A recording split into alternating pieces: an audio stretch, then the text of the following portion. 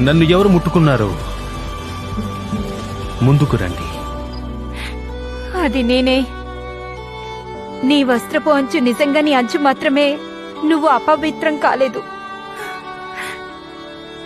నా వస్త్రం ఎందుకు? నన్ను క్షమించండి. నేను అడిగి ఉండాల్సింది. కానీ మీరు నన్ను తాకితే అది ధర్మశాస్త్రం ప్రకారం మిమ్మల్ని అపవిత్రం చేస్తుంది.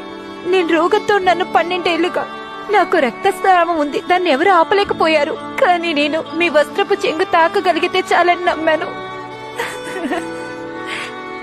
నా కుమార్తె. నేను ఎవరి కూతుర్ని కాను. నా కుమార్తె చాలా కాలం నుంచి పోరాడుతుందని నాకు తెలుసు.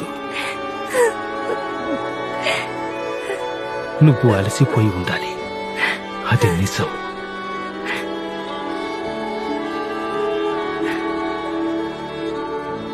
సమాధానముతో వెళ్ళుము.